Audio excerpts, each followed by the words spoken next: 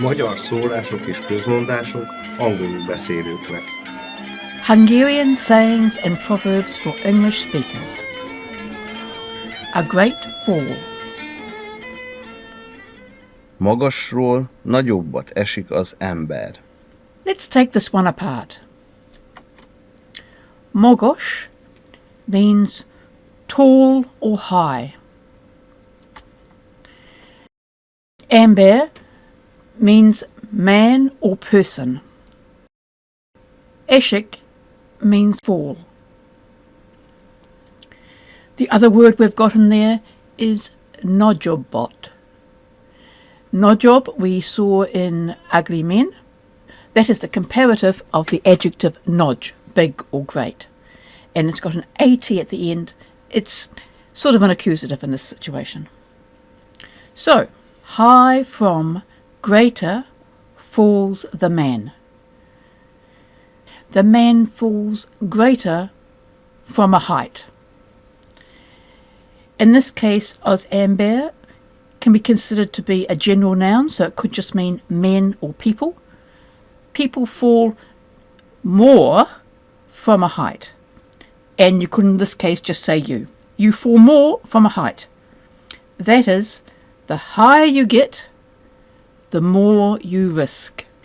So let's look at some adjectives that describe dimensions. Let's start off with the vertical. We've already looked at magas, which means high or tall. Hungarian does not distinguish between high or tall. There's only one word, magas. So you can use it in a metaphorical sense. A magas állás, high standing. Magas kor, advanced age. And magasban, high up, in the air.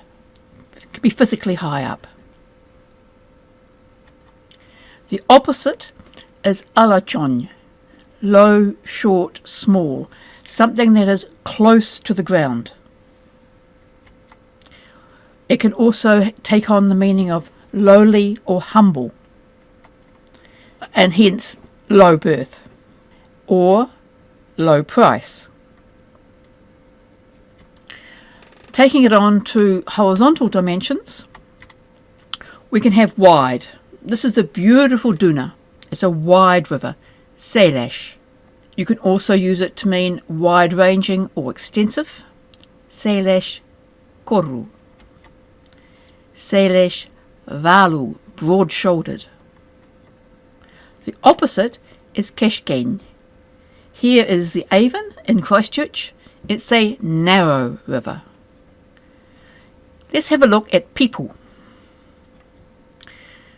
If a person is wide, they are likely to be fat or stout. But you can also use curvaire battu, to say bold face type. And it can also mean rich or fertile. Because after all, if you had the weight, that meant you were getting fed. The opposite, šovine, is to be lean or thin, that is without fat. Meagre, poor. It can also be used for low-fat milk. There's a similar word, veikony, thin, slender, slim. The difference is, šovine is you don't have enough food, you're thin. Veikony is, well, you haven't quite got there yet. So, as a rule of thumb, šovine would be used to describe a thin adult, whereas a child who is still growing is more likely to say veikony. They're not skinny, they're not lean, they're not they're just slender, slim. They're in the process of growing. You can also use it for the voice. So veikony hong is a thin voice, a piping voice. Let's have a look at the long and short of it. Hosu is long. It could also mean tall or lanky. Hosu elettu is long-lived. The opposite is rivid.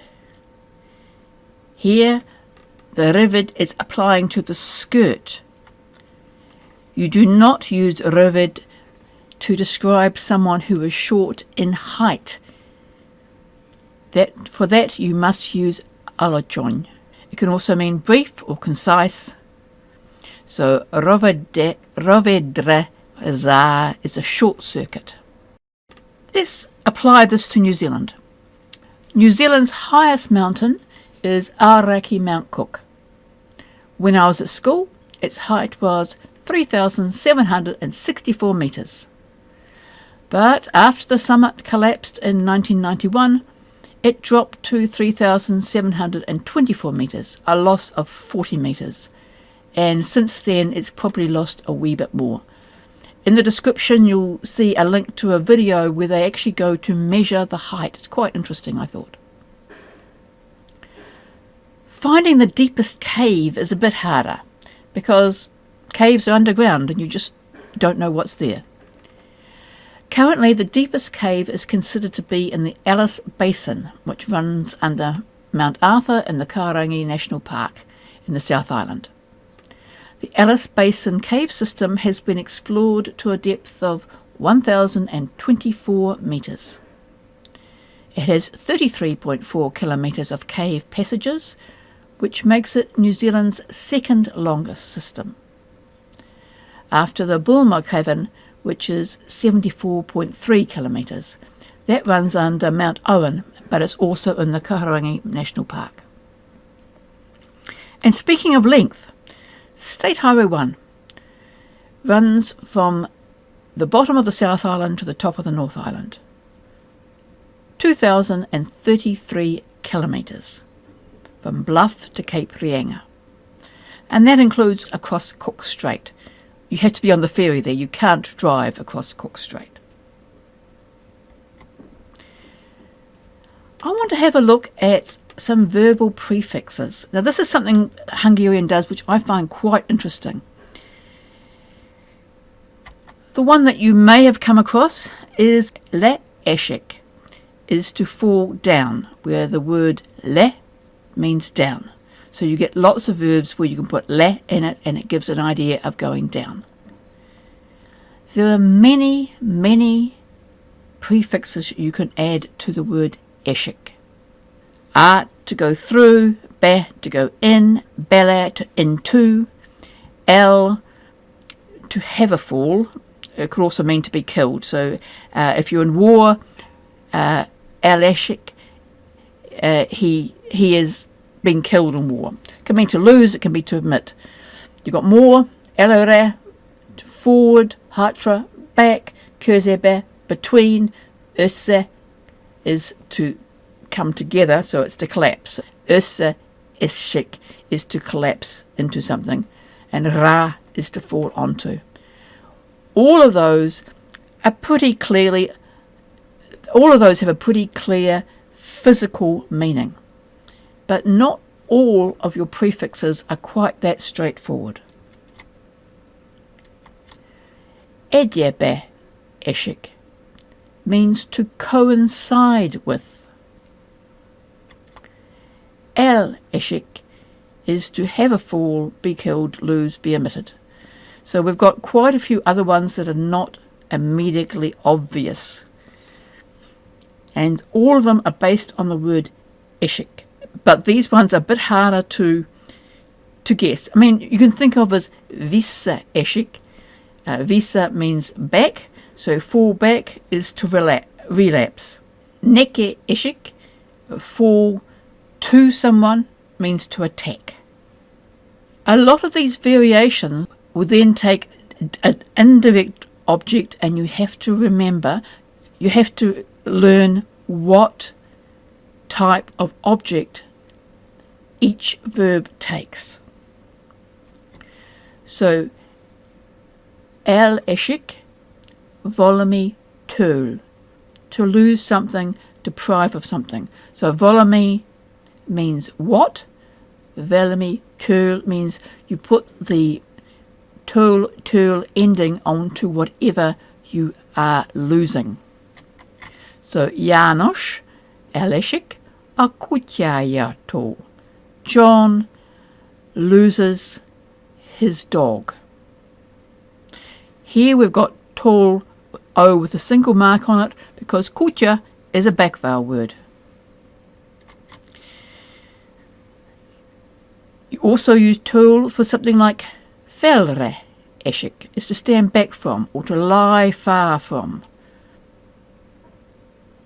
So if János was standing back from his dog, it would be János fellre Esik a kutyájától as well.